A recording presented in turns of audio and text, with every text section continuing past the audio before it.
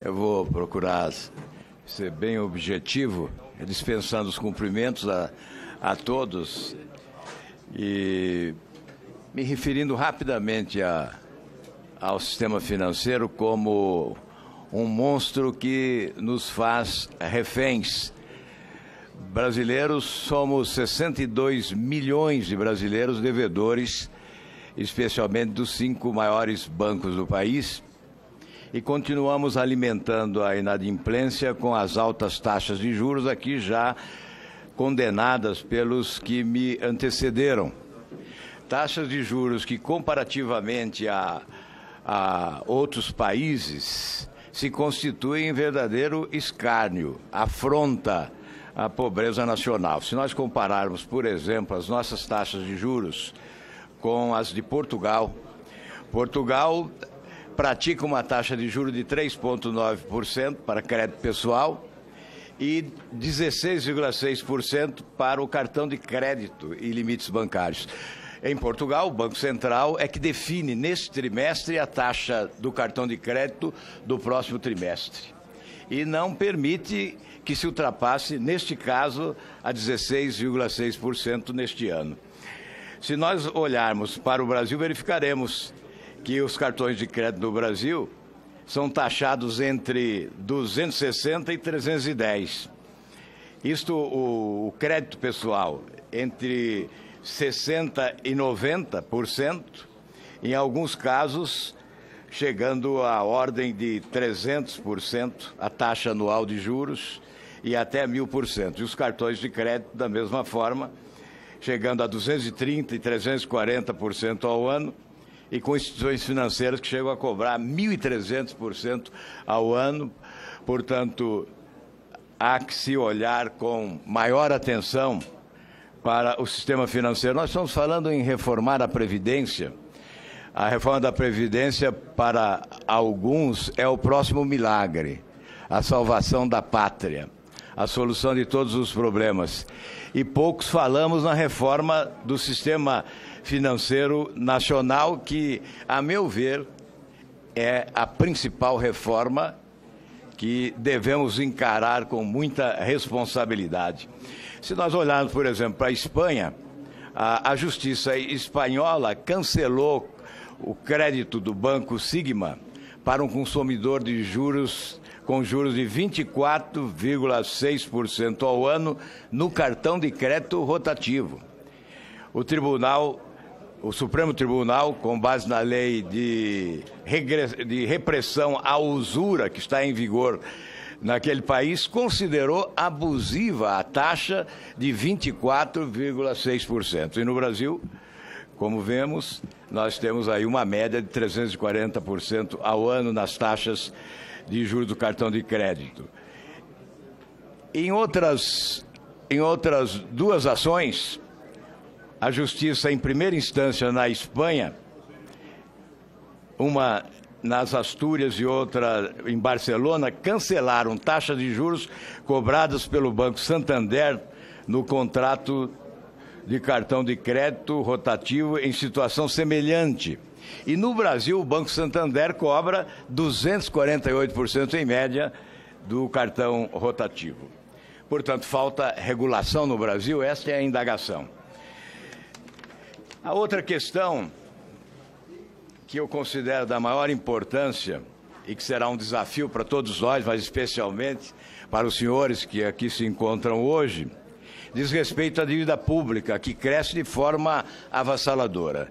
Eu pedi uma auditoria ao Tribunal de Contas sobre a dívida pública brasileira, em que, pese as dificuldades estruturais para um trabalho de profundidade, o Tribunal de Contas revela algumas distorções importantes e aponta algumas sugestões também interessantes. Na análise do Tribunal de Contas, os dealers, por exemplo, recebem tratamento diferenciado em relação aos não-dealers na rolagem dos títulos públicos, que dizem respeito ao crescimento da dívida pública no país. E o Tribunal de Contas da União revela que há necessidade de uma investigação em relação ao comportamento do Banco Central no que diz respeito a esta prática das taxas de juros diferenciadas em relação a dealers e não dealers, na rolagem da dívida. O Banco Central também aponta a ausência do Conselho de Gestão Fiscal, que, instituído pela Lei de Responsabilidade Fiscal, não foi constituído até hoje.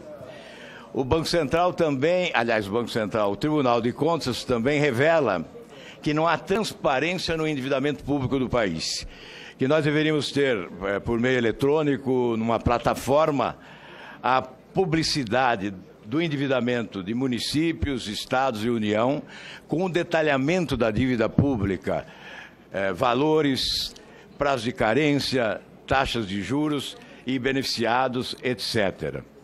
Da mesma forma, o Tribunal de Contas aponta a ausência de transparência nos leilões dos títulos públicos.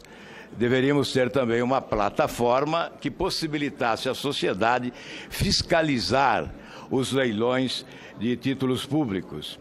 A outra questão é uma situação que o Banco Central pode investigar e, por isso, nós estamos colocando aqui esta questão, que, além da indagação, é uma reivindicação.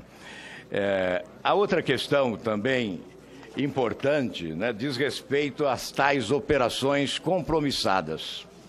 Em 2006, eram ao redor de 77 bilhões de reais, correspondendo, portanto, a 3,2% do produto interno bruto.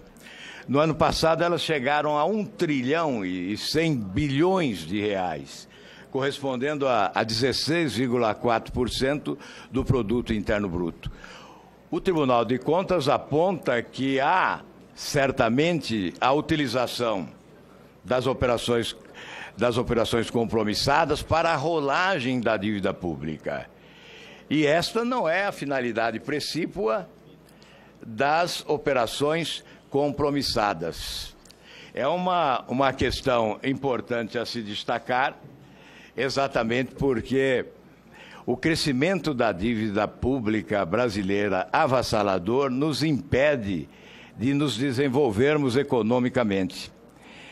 Se nós vamos fazer uma reforma da Previdência para economizar em 10 anos 1 trilhão, como diz o governo, temos que constatar que este 1 trilhão desaparecerá em apenas 2 anos e meio no pagamento de juros da dívida pública.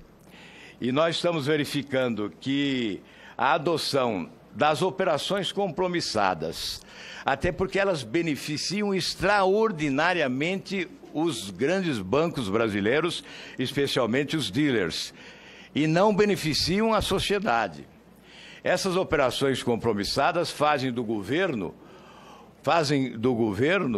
para os bancos o cliente generoso, que oferece a possibilidade de taxas de juros elevadas, fazendo com que os bancos não tenham que competir no mercado, na economia privada.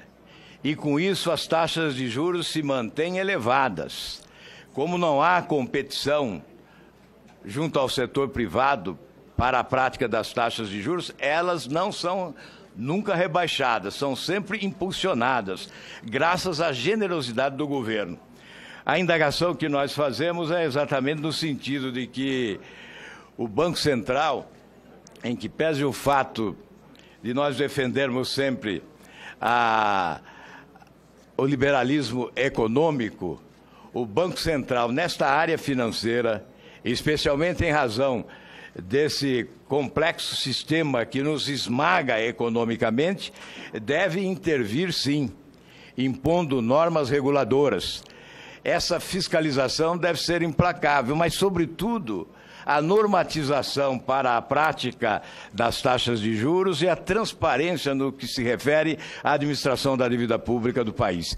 Porque, se não administrarmos com maior competência a nossa dívida pública, de nada adiantarão as demais reformas anunciadas pelo governo, de nada adiantará essa reforma da Previdência, decantada e cantada em prosa e verso, porque certamente nos engolirá o monstro do sistema financeiro e acabará com as nossas pretensões de crescimento econômico a curto prazo. E certamente impedirá o ajuste fiscal necessário para impedir que o déficit público continue impedindo que o governo invista em setores essenciais como saúde, educação, segurança pública, etc. São estas as nossas modestas indagações, com algumas perguntas que podem ser respondidas, mas, sobretudo, com o sentido da reivindicação. Em razão daquilo que constatamos hoje, eu creio que são medidas urgentes, indispensáveis, para que o Brasil possa trilhar novamente os caminhos do desenvolvimento. Muito obrigado, senhor presidente.